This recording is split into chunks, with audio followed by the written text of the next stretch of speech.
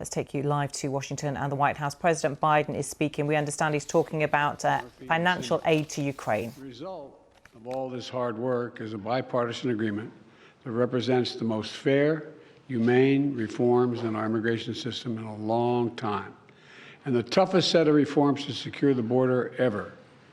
Now, all indications are this bill won't even move forward to the Senate floor. Why? A simple reason. Donald Trump. Because Donald Trump thinks it's bad for him politically. Therefore, he doesn't, even though it helps the country, he's not for it. He'd rather weaponize this issue than actually solve it. So for the last 24 hours, he's done nothing, I'm told, but reach out to Republicans in the House and the Senate and threaten them and try to intimidate them to vote against this proposal. And it looks like they're caving. Frankly, they owe it to the American people to show some spine and do what they know to be right. So I want to tell the American people what's in this bill and why everyone, from the Wall Street Journal to the Border Patrol to the Chamber of Commerce, the United States Chamber of Commerce, support this bill.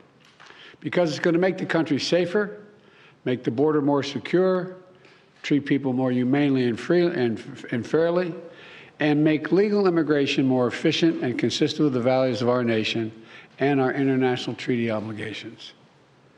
It would finally provide the funding that I've repeatedly requested, most recently in October, to actually secure the border.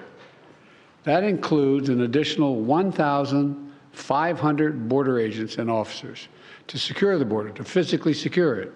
In addition, 100 cutting-edge machines to detect and stop fentanyl at the southwest border. We have that capacity. An additional 100 additional immigration judges to help reduce the year-long asylum backlog. You show up for asylum, and the judge is supposed to talk to you. It takes a year to get that discussion going. This bill would also establish new, efficient, and fair process for the government to consider an asylum claim for those arriving at the border.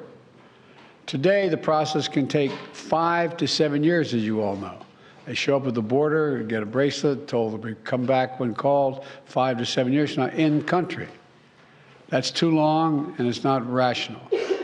With the new policies in this bill and the additional of 4,300 more asylum officers who spend hours, I might add, with each immigrant to consider their claims, whether they qualify, we'll be able to reduce that process to 6 months, not 5 to 7 years. President Biden there in the White House talking about a U.S. Senate plan of a $180 billion deal on the border. In return, there will be aid for Israel and Ukraine. He said that Donald Trump is stopping this from going through. He said he's intimidating Republicans to vote against the proposals. We'll listen into that and bring you any new lines if they do come out from